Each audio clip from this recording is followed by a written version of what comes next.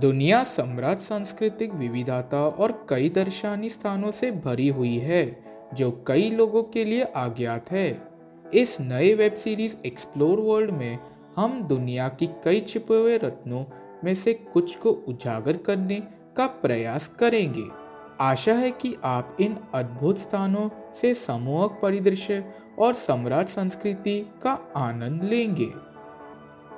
Israel Israel भूमध्य सागर पर एक मध्य पूर्वी देश है जिसे यहूदी, ईसाई और मुसलमान बाइबल की पवित्र भूमि मानते हैं। इज़राइल धार्मिक पर्यटन के लिए एक आकर्षण का केंद्र है, लेकिन यह अपने अच्छे समुद्र तटों, साहसिक पर्यटन और ऐतिहासिक स्थलों के कारण युवाओं के बीच भी लोकप्रिय है।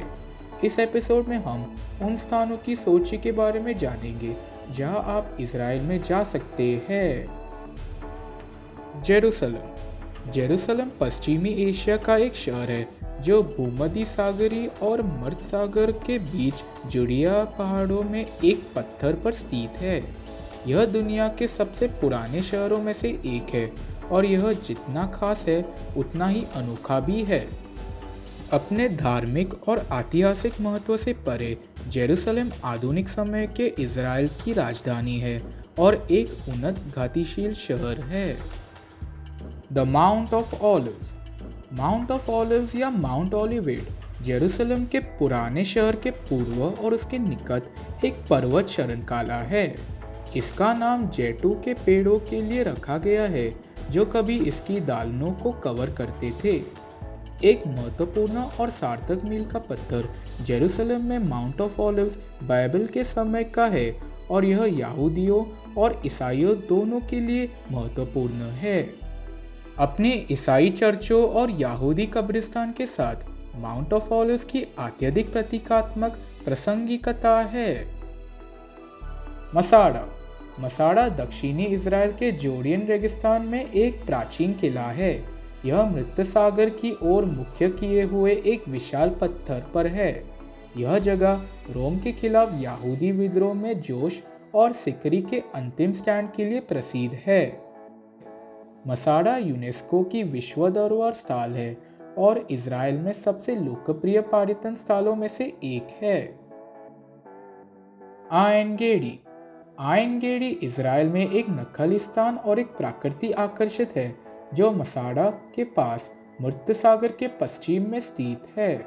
आयन गेडी शानदार सुंदरता, विविध परिदृश्य और वनस्पति उद्यान की विशेषता वाले इज़राइल के प्रमुख लंबी पैदल यात्रा स्थलों में से एक है।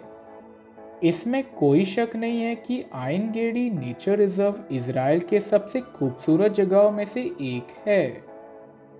डेड सी मृत सागर एक सॉल्ट लेक है जिसकी सीमा पूर्व में जॉर्डन और पश्चिम में इज़राइल और वेस्ट बैंक से लगती है। यह जॉर्डन रिफ्ट घाटी में स्थित है और इसकी मुख्य सहायक नदी जॉर्डन नदी है। झील का सतह समुद्र तल से 430.5 मीटर नीचे है जो इसके तटों को पृथ्वी पर सबसे कम भूमि आधारित ऊंची बनाती है।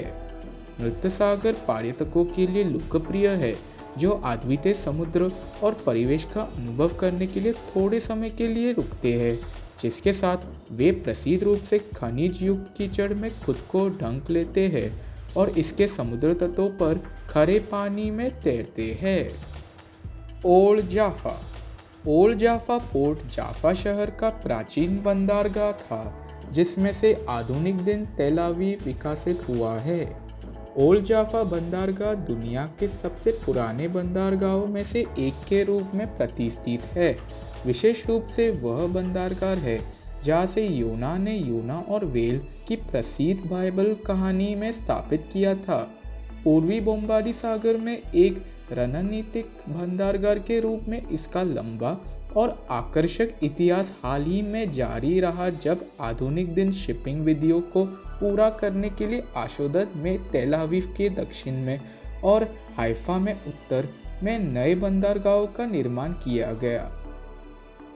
आज बंदरगाह का उपयोग बड़े पैमाने पर स्थानीय मछुआरों द्वारा किया जाता है जो क्षेत्र की सदियों पुरानी परंपरा को जारी रखते हैं। तेल अवीव तेल अवीव इज़राइल के भूमध्य सागरीय तट पर स्थित एक शहर है।